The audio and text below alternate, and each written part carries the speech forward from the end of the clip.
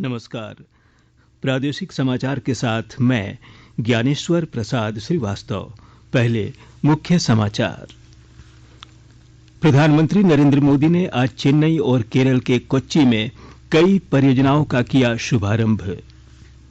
देश में कोविड से स्वस्थ होने की दर 97.31% हो गई है। कोरोना टीके के दूसरे डोज देने की प्रक्रिया भी शुरू। Indian council of medical research ICMR का राज्य भर में सीरो सर्वे जारी। लोगों की प्रतिरोधक क्षमता में हो रही है वृद्धि। और भारत और इंग्लैंड के बीच चेन्नई में खेले जा रहे दूसरे क्रिकेट टेस्ट मैच के दूसरे दिन भारत ने 249 रन की बढ़त हासिल कर ली है। कोविड-19 महामारी के खिलाफ देश एकजुट होकर लड़ रहा है। आप भी हमारे साथ सुरक्षा और बचाव के 3 आसान एहतियाती उपायों का संकल्प लें। मास्क पहनें, 2 गज की दूरी है जरूरी, सुरक्षित दूरी बनाए रखें, हाथ और मुंह साफ रखें। और अब समाचार विस्तार से। प्रधानमंत्री नरेंद्र मोदी ने कोविड-19 महामारी के विरुद्ध संघर्ष में सहयोग के लिए देश के नागरिकों की सराहना की है।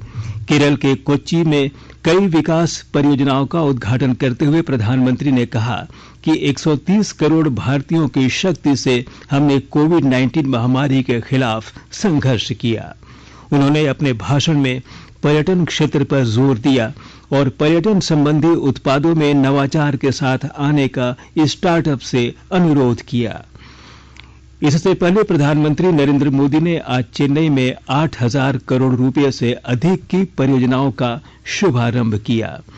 प्रधानमंत्री ने कहा कि जब कृषि में सुधार होता है तो राष्ट्र तरक्की करता है। श्री मोदी ने कहा कि भारत कोविड के खिलाफ अपनी लड़ाई जारी रखेगा और दुनिया को रहने के लिए एक बेहतर जगह बना देगा। प्रधानमंत्री ने पुलवामा हमले के बहादुर योद्धाओं को सलाम किया। उन्होंने कहा कि सरकार आत्मनिर्भर योजनाओं का उपयोग करके एक सबसे आधुनिक रक्षा क्षेत्र बनाने के लिए दृढ़ संकल्प थी। उन्होंने कहा कि भारत शांति में विश्वास करता रहता है, लेकिन हर कीमत पर राष्ट्र की संप्रभुता की रक्षा करेगा। श्री मोदी ने बताया कि सरकार भारतीय मछुआरों के उचित हितों की रक्षा करेगी।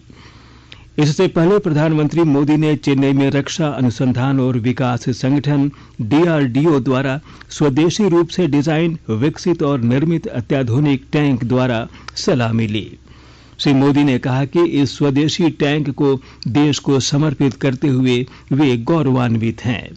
श्री मोदी ने चेन्नई मेट्रो रेल के प्रथम चरण विस्तार का उद्घाटन किया। मेट्रो रेल का यह चरण 3,770 करोड़ रुपए की लागत से बनकर तैयार हुआ है। प्रधानमंत्री ने मेट्रो रेल की यात्री सेवाओं को वॉशरमैनपेट से विम्को नगर के लिए हरी झंडी दिखाकर रवाना किया।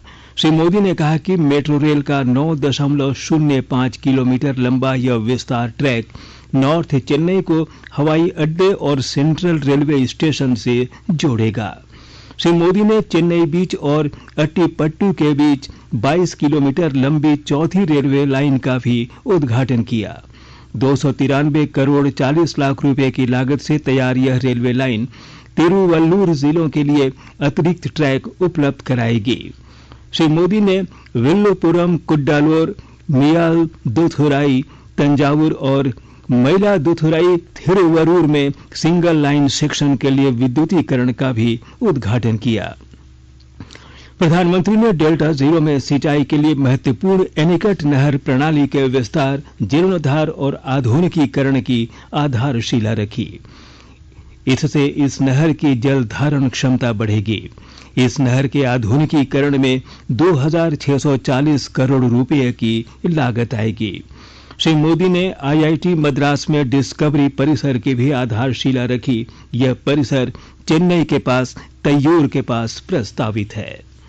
करीब 2 लाख वर्ग मीटर क्षेत्र के निर्माण के पहले चरण में करीब 1,000 करोड़ रुपए की लागत अनुमानित है। श्री मोदी ने कहा कि यह अत्याधुनिक कैंपस होगा।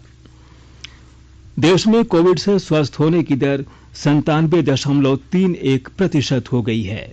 कल 11,106 लोग कोविड से ठीक हुए। अब तक इस बीमारी से 1,06,11,000 से अधिक मरीज स्वस्थ हो चुके हैं।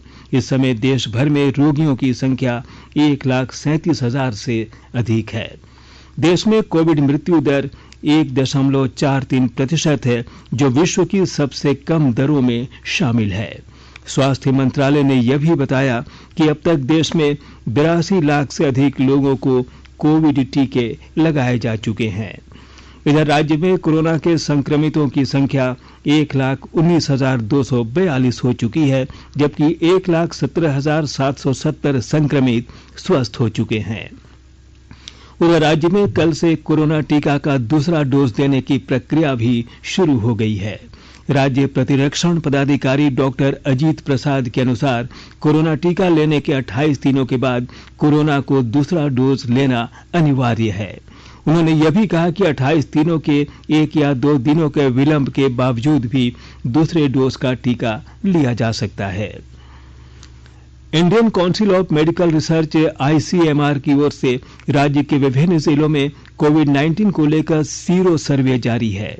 ICMR की रिपोर्ट के अनुसार झारखंड के लोगों में कोविड वायरस के विरुद्ध एंटीबॉडी का विकास तेजी से हो रहा है। हाल के दिनों में ओडिशा से आई ICMR की टीम ने सदर अस्पताल धनबाद के लगभग 100 कर्मचारियों के बीच सीरो सर्वे किया। इस दौरान टीम ने कर्मचारियों के रक्त के नमूने संग्रह किए। इसकी जांच ओडिशा में की जाएगी। Civil surgeon doctor Gopal Das ने बताया कि सर्वे का उद्देश्य लोगों में शारीरिक प्रतिरोधक क्षमता की जांच करनी है।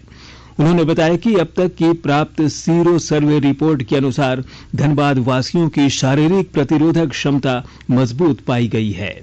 कोरोना वायरस के विरुद्ध शरीर में खुद से एंटीबॉडी विकसित हो रहे हैं।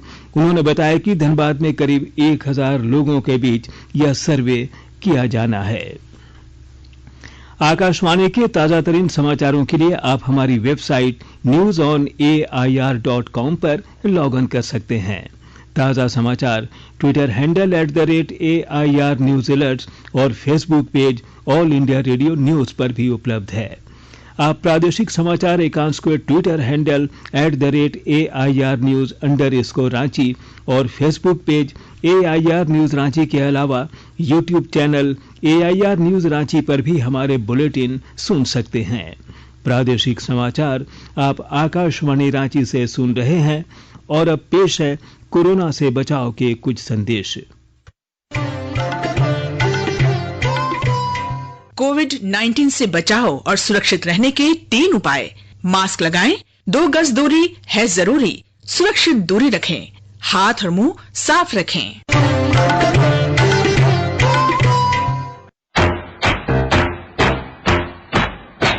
चलो मिलकर एक शुरुआत करें, चलो एक फैसला आज करें, मास्क नहीं तो टोकेंगे, कोरोना को रोकेंगे। चलो एक इरादा करते हैं, चलो एक इरादा करते हैं, मास्क नहीं तो टोकेंगे, कोरोना को रोकेंगे। भारत सरकार द्वारा जनहित में जारी। प्रादेशिक समाचार में आपका फिर से स्वागत है। झारखंड आंदोलनकारी मोर्चा के सदस्यों ने आज खूंटी में कहा कि बजट सत्र से पहले हेमंत सरकार झारखंड आंदोलनकारी आयोग का गठन करें। मीडिया से बात करते हुए मोर्चा ने कहा कि खूंटी जिला झारखंड आंदोलन की जन्मभूमि है। यहीं बिरसा मुंडा और जयपाल सिंह पैदा हुए, लेकिन इस जिले के आंदोलनकारी बहुत उपेक्षित हैं। श्रम मंत्री सत्यानंद भोक्ता ने आज चतरा में आयोजित श्रद्धांजलि कार्यक्रम में पुलवामा घटना में शहीद हुए भारतीय जवानों को पुष्प अर्पित किए। शहर के गोपाल वाटिका में आयोजित शिक्षक संघ के जिला स्तरीय बैठक सह मिलन समारोह में शिरकत करने पहुंचे श्रम नियोजन एवं प्रशिक्षण मंत्री सत्यानंद भोक्ता ने संघ के प्रतिनिधियों के साथ शहीदों के सम्मान में मौन रखा। जम्मू कश्मीर के पुलवामा में शहीद विजय सोरेंग की द्वितीय पुण्यतिथि पर आज कुम्हारी विद्यालय परिसर में स्थित उनकी प्रतिमा पर शहीद की मां लक्ष्मी देवी, पिता बिरिस सोरेंग, शहीद की पत्नी कर्मिला बा सहित अन्य पदाधिकारियों ने पुष्प अर्पित किए। भारत चीन सीमा पर कार्यरत सूबेदार ने रामगढ़ के सुभाष चौक पर पुलवामा शहीदों को श्रद्धांजलि दी और कहा कि हमारा देश आज बिल्कुल सुरक्षित है। इस मौके पर भारत चीन सीमा पर कार्यरत सूबेदार एचएन सिंह ने घटना के दौरान के अनुभवों को लोगों के साथ साझा किया। साहिबगंज जिले में सड़क सुरक्षा माह का समापन आज सुरक्षा दौड़ के आयोजन के साथ हुआ। पुलिस लाइन से समाहरणालय तक आयोजित सुरक्षा दौड़ को उपायुक्त रामनिवास यादव और पुलिस अधीक्षक अनुरंजन किस्पोट्टा ने हरी झंडी दिखाकर रवाना किया। राज्य के स्वास्थ्य मंत्री सत्यानंद भोक्ता ने कहा है कि राज्य के इटखोरी महोत्सव के समय पर आयोजन को लेकर वे मुख्यमंत्री हेमंत सोरेन से बात करेंगे। राज्य भर के लोगों को इस महोत्सव का इंतजार रहता है, लेकिन कोविड को देखते हुए मुख्यमंत्री से इस पर राय ली जाएगी। हथियारबंद अपराधियों ने आज अहले सुबह कोलकाता से नवादा जा रही दयाल बस में सवार स्वर्ण व्यवसायी से लूटपाट के दौरान विरोध करने पर उन पर गोलियां चलाईं। गंभीर अवस्था में गिरिडीह के डुमरी स्थित मीणा हॉस्पिटल में भर्ती घायल व्यवसायी अभय स्वर्णकार ने दम तोड़ दिया। अपराधी नकदी व जेवरात समेत करीब 2 लाख रुपए मूल्य की संपत्ति लूट कर ले गए। डकैती की यह घटना जीटी रोड पर धनबाद के तोपचांची और गिरिडीह के नीमिया घाट थाना के बीच हुई। डुमरी थाना प्रभारी राजू कुमार मुंडा के अनुसार बस पर यात्री के रूप में पहले से आधा दर्जन डकैत सवार थे। खरसावां जिले के राजनगर थाना क्षेत्र में एनएच 220 पर बीती रात स्कूटी सवार 2 लोगों की अज्ञात वाहन की चपेट में आने से मौके पर ही मौत हो गई। दोनों मृतक रिश्ते में ससुर और दामाद थे। उधर पाकुड़ जिले के महेशपुर प्रखंड के रद्दीपुर आउटपोस्ट अंतर्गत सुंदर पहाड़ी के एक पत्थर खदान में काम करने के दौरान गिरने से एक मजदूर की मौत हो गई। भारत और इंग्लैंड के बीच चेन्नई में खेले जा रहे दूसरा क्रिकेट टेस्ट मैच के दूसरे दिन इंग्लैंड ने पहली पारी में खराब प्रदर्शन किया। इंग्लैंड की पूरी टीम 134 रन बनाकर सिमट गई। दूसरी पारी में भारतीय टीम ने आज खेल समाप्त होने तक 1 विकेट के नुकसान पर 54 रन बना लिए हैं और भारत ने 249 रन की बढ़त हासिल कर ली है। इससे पहले भारत की टीम अपनी पहली पारी में 329 रन बनाकर आउट हो गई। रोहित शर्मा ने 161 रन बनाए, अजिंक्य रहाणे 67 रन बनाकर आउट हुए।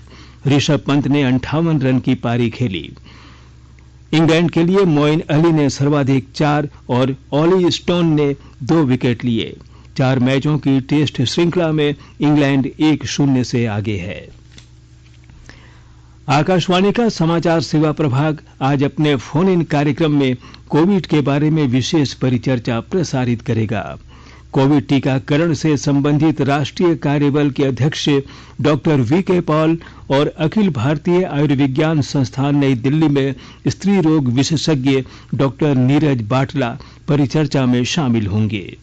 यह कार्यक्रम रात 9:30 बजे एफएम गोल्ड चैनल और अतिरिक्त मीटरों पर प्रसारित होगा। श्रोता टोल फ्री नंबर 1800-115767 पर विशेषज्ञों से सवाल पूछ सकते हैं। आप टेलीफोन नंबर 011-233-14444 पर भी प्रश्न पूछ सकते हैं। और अब अंत में मुख्य समाचार एक बार फिर। प्रधानमंत्री नरेंद्र मोदी ने आज चेन्नई और केरल के कोच्चि में कई परियोजनाओं का किया शुभारंभ। देश में कोविड से स्वस्थ होने की दर 97.31% हो गई है। कोरोना टीके के दूसरे डोज देने की प्रक्रिया भी शुरू। Indian council of medical research ICMR का राज्य भर में सीरो सर्वे जारी, लोगों की प्रतिरोधक क्षमता में हो रही है वृद्धि। और भारत और इंग्लैंड के बीच चेन्नई में खेले जा रहे दूसरे क्रिकेट टेस्ट मैच के दूसरे दिन भारत ने 249 रन की बढ़त हासिल कर ली है। इसके साथ ही आकाशवाणी रांची से प्रादेशिक समाचार का ये बुलेटिन समाप्त हुआ। नमस्कार। घर में रहिए, सुरक्षित रहिए और सुनते रहिए आकाशवाणी।